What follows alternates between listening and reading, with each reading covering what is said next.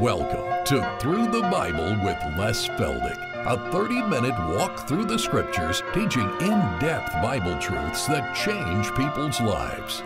Now, here's your host, Les Feldick. Okay, good to have you all with us again, and we'll turn to Genesis chapter 15. We'll just take a quick look at where we closed last week.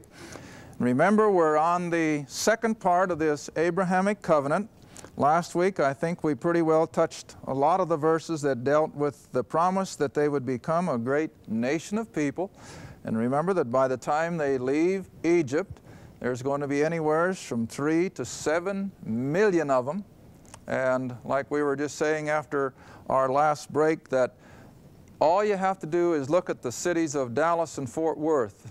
And you drive through, that's about 3.5, maybe 4 million people now. Imagine that many people just pulling up stakes and moving out into a desert wilderness, and you'll get some idea of what Moses had to put up with. Now, in the next few moments, we're going to be looking at several verses and portions of Scripture that deal with the promise of a land. And like I said in our closing moments last week, this is the problem in the Middle East tonight. Israel has territory that the rest of the world thinks she should give up and let the Palestinians have it for the sake of peace. Israel says what? It's our land. And they haven't even got all that God has deeded to them. So I can sympathize, I can identify with the nation of Israel tonight, as well, of course, as with the Palestinians. They've been there now for hundreds of years. It's home to them, and nobody likes to be uprooted from home. And I can empathize with that. But we've still got to recognize that what God has said is sovereign, it's set in concrete, and the nations of this world are never going to change it. We might as well get ready. There is not going to be peace in the Middle East because, you see, with these thousands upon thousands of Jews coming in from Ethiopia and from Russia and from Albania and Europe and other places, every place except America. There aren't too many Jews leaving America yet. One day they will. But they have to have room. And I can see the handwriting on the wall for the Palestinians. Bless their hearts, I know they're going to hate to be uprooted, and I empathize with that, but God has promised it thousands of years ago through this Abrahamic Covenant. Now, I think in order to give you some idea of how much real estate is involved in that last verse we saw last week as we closed, and you might want to be looking at it, it's in Genesis chapter 15, that last 3 verses, and I don't want to erase this, so I'm just going to put a small map up here, and again, I always have to remind people this is not according to scale, but here's the Mediterranean Sea, and over here is the Sea of Galilee and the Jordan River and the Dead Sea, and that puts Jerusalem right about there. Present day Beirut, I suppose, somewhere's up here on the sea coast. And then way out here to the east, nowhere to scale, but way out there is the Euphrates River. As we've seen in Desert Storm in the last several months, and the Tigris coming down from the other direction. And then down here, of course, is the tip of the Red Sea, and over here is the River of Egypt. Not the Nile. I think the Nile is over here, but this river is no longer there, but I think in Bible times it was, and so we're just call this the River of Egypt. Now, do you see what that verse says? Unto thy seed, verse 18. This is God speaking. And he says to Abraham, unto thy seed have I given. What's the verb tense? Past tense. It's already done. It's not something in the future. God has already done it. He said, I have given this land from the river of Egypt, down here in the corner, all the way out to the river Euphrates. And then we know from the geography of these various tribes mentioned that their northern border is going to be clear up here north of Lebanon, and the southern border is going to be clear down here to the Red Sea. And so in rough terms, that's all this is just a sketch. But in rough terms, the nation of Israel, land-wise, is all the way from the Mediterranean to the Euphrates River, to the Red Sea, to the River of Egypt, and back. That's the biggest part of the Middle East, isn't it? Now that has already been deeded to the nation of Israel. That's all in the Abrahamic Covenant. Now even at Solomon's height, they never even got close to enjoying this much land. So no one can say, well, that's all been fulfilled, that's in the past. No, it isn't. They didn't even come close. Now, tonight, of course, Israel is sitting there, and I can't draw this again perfectly, but see the West Bank comes clear out of there, the Gaza Strip comes out of there, and all Israel has left is this little narrow neck of land with a lot of it taken out. And you want to remember, this is only, now that's why I say this, nowhere is near scale, but this is only about 40 miles from the sea to the Jordan Valley. 40 miles. Now, when you read the account of Jesus going from Jerusalem down to Jericho, which is up here on the north shore of the Dead Sea, that's only about 18 miles.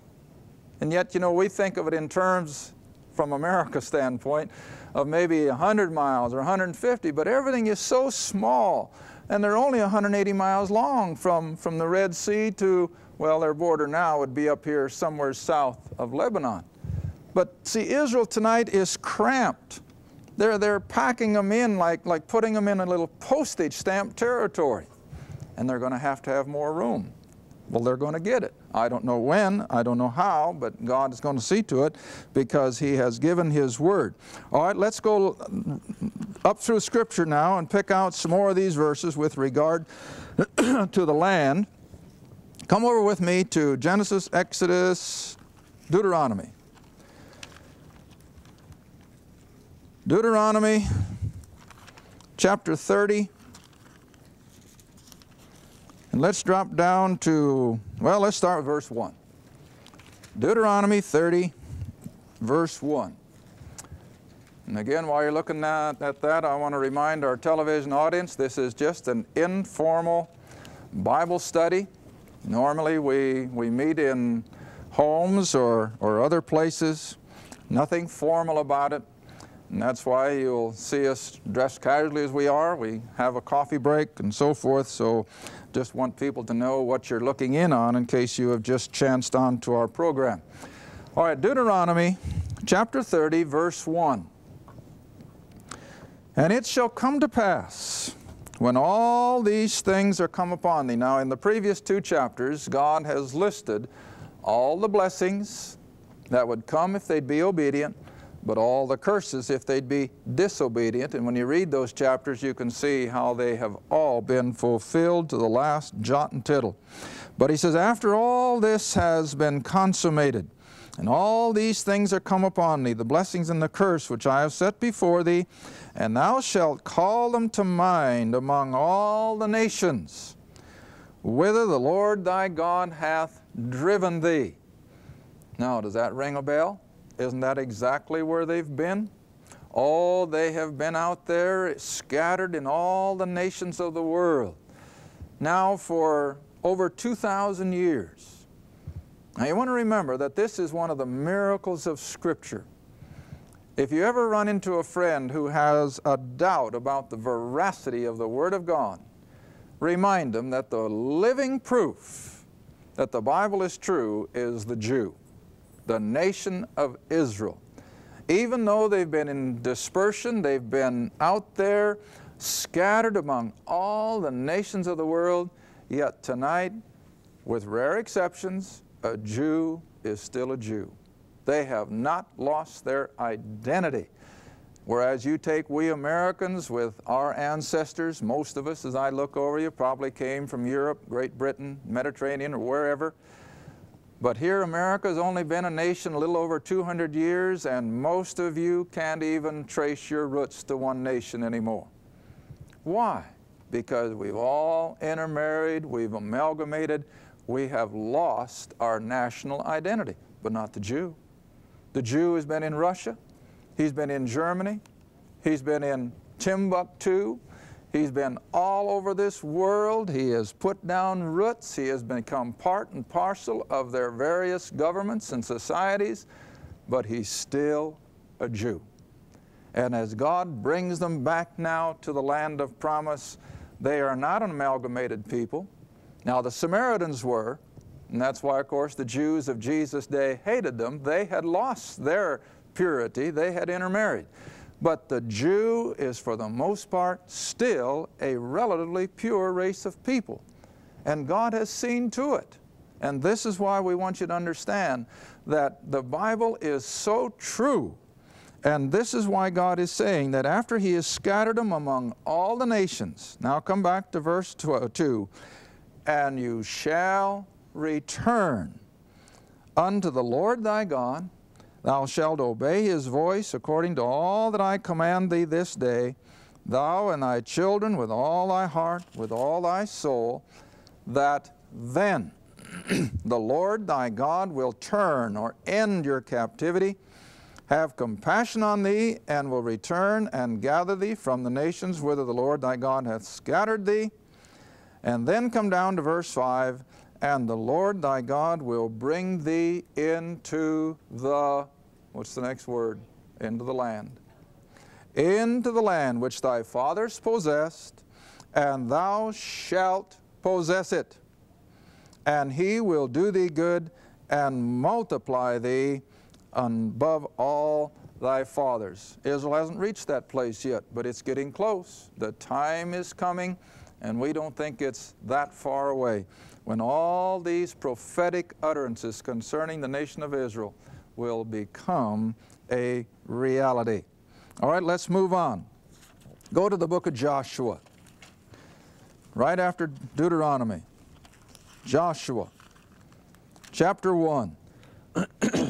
And again, we'll just skim the first 6 verses, because all we're trying to establish excuse me, is that God has promised a nation of people coming out of Abraham who would be congregated within a geographical area, a land that will be promised to them. Joshua chapter 1. And he goes on in verse 2 that Moses is now dead. Therefore go over this Jordan. They're coming in from the east. And all this people unto the land which I, God says, do give them. How do they get it? God is giving it to them. Now granted, as they come in this time under Joshua, they're going to have to fight war. They're going to have to fight battles. But nevertheless, God has mandated that it's going to be their land. All right, let's go a little further up through the Old Testament. Let's go all the way to Ezekiel. Ezekiel 37.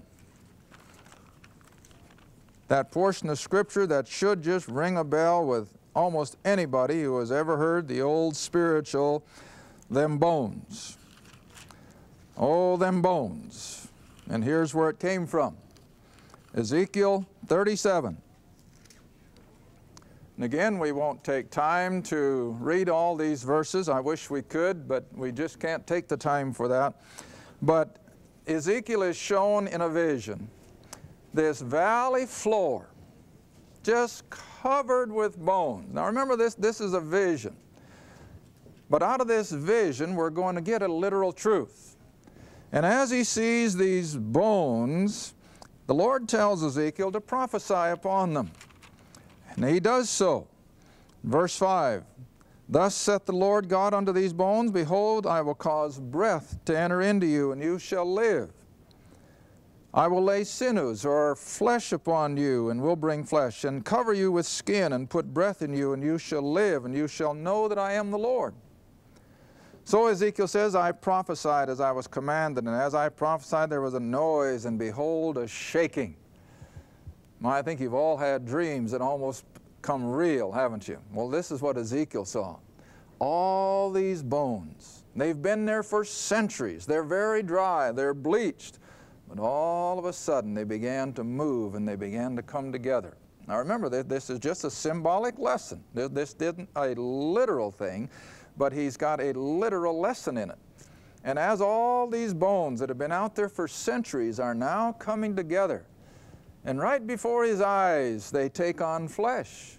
The skin comes upon them. And then finally he says, verse 10, so I prophesied as he commanded, and breath came into them. They were now living. And they lived and stood upon their feet.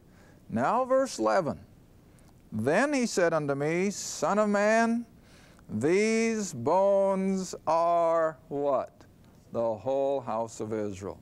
Oh, in symbolic language, in a symbolic vision, he saw that Israel was out there in those Gentile nations for hundreds, yes, thousands of years, nationally dead. But all of a sudden, what's God going to do? He's going to put life back into that nation, and we're seeing it right before our very eyes. They're coming home. They're coming back by the thousands every day. All right, this is what he's referring to. And they said, our bones, verse 11, are dried. Our hope is lost. A Jew had almost given up of ever having a homeland until finally it happened in 1948.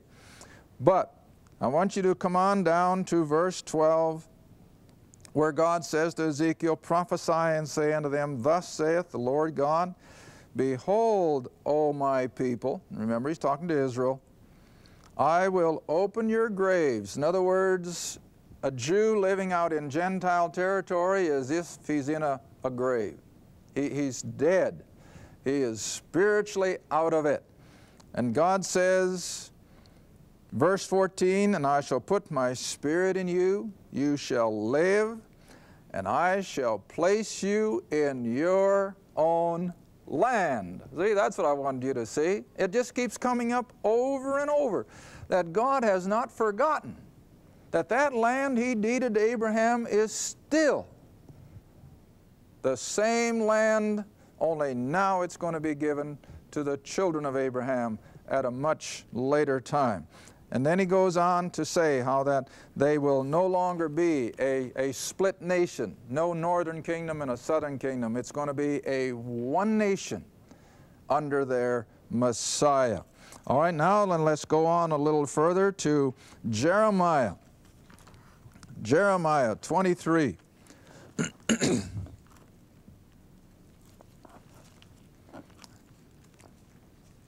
Can't even find it myself, can I? Jeremiah 23.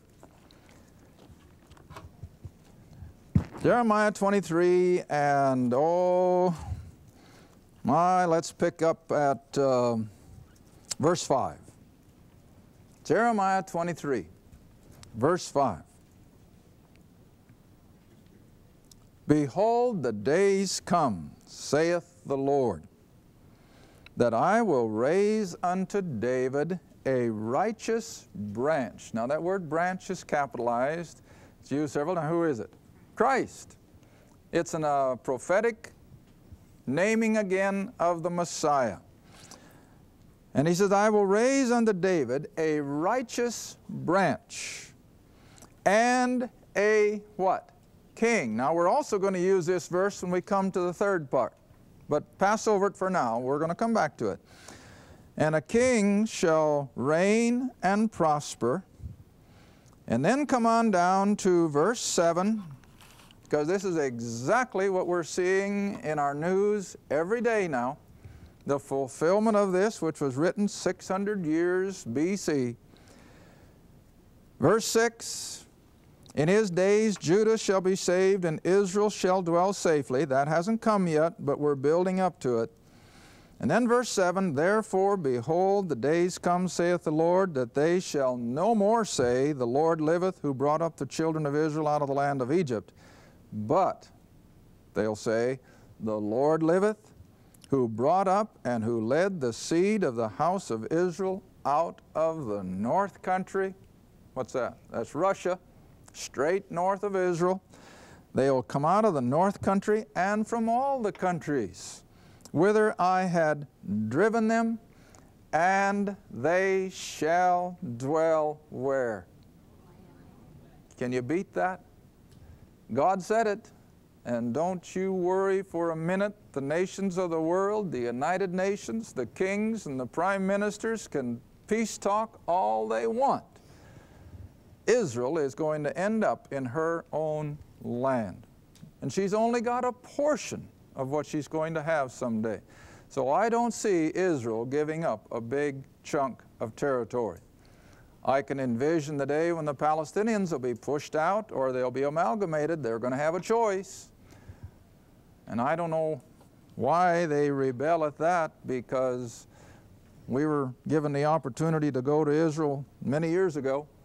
And at that time we had an Arab guide and an Arab bus driver, and they both made it so plain that the best situated Arabs in the whole Middle East, other than the oil-rich, of course, but those who had it the best were those living in Israel, who were part and parcel of the Israeli economy. They had businesses, they were thriving. We'd drive through the countryside and there would be a big, nice school. And our guide would say, now, until the Israelis came on the scene, he said, these kids never had an education. But Israel provides schools for them, provides their education, and yet they're rebelling against it. And so I take 90% of the news coming out of the Middle East with a great big dose of salt, because the whole media is slanted against Israel, because Israel is God's covenant people. Now I tell my classes all the time, now look, don't expect the present day Israeli government or the Jewish people to be super spiritual or super moral. If anything, they're quite the opposite. But they are still His covenant people. God has His thumb on them, and God doesn't sanction much of what they're doing, but nevertheless, they are His covenant people. And I think a lot of times the people think, well, if they're the people of God, why don't they behave like it? Well, listen, they're the people of God only by virtue of the covenant as yet. But when God becomes all that, or when Israel becomes all that God wants them to be, let's look at chapter 31, since I'm on that line of thought here in Jeremiah, because the Scripture says it better than I can. The day is coming when their ungodliness, when their unbelief will come to an end. And you're going to find that the Jew once again is the apple of God's eye. You got Jeremiah 31, verse 31. Behold, the days come. Now even though Jeremiah wrote this clear back in 600 BC, yet it's still future from our time. But it's coming. God has said it is. And He expects us to believe it. And He says, behold, the days come, saith the Lord, that I will make a new covenant. Now, He could not make a new covenant until this one has run its course. The Abrahamic Covenant is still going to be fulfilled. She's going to be a nation of people living within their geographical area with a super government, God Himself in the person of Christ, the Messiah, their King. And when that has become a full reality, now look at Israel's spiritual condition. I will make a new covenant with the house of Israel and with the house of Judah, not according to the covenant that I made with their fathers in the day that I took them by the hand to bring them out of the land of Egypt. What covenant was that? Law. And law was harsh. Law was a burden. Peter and others in the New Testament referred to it as a yoke of bondage that no one could bear. But oh, the day is coming. It's going to be something far better than that covenant of law, the one that they broke, although He says, I was a husband unto them. But this shall be the covenant that I will make. Now you see, I'm emphasizing the verb tenses here. This is future. A covenant, He says, that I will make with the house of Israel. After those days, saith the Lord, I will put my law not on tables of stone, but where? In their heart. Oh, they'll just have full knowledge without having to sit down and read the Torah or study under a rabbi. It's just going to be there by an act of God. Read on. I will put my law in their inward parts and write it in their hearts. I will be their God, and they shall be my people.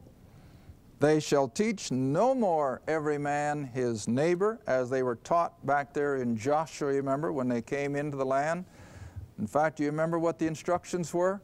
When they rose up in the morning, when they sat down to eat, when they laid down to sleep, what were they to be doing?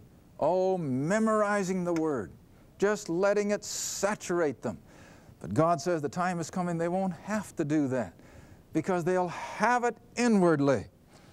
And then he says, from the least of them unto the greatest, saith the Lord. For God, here's the God of mercy coming out now.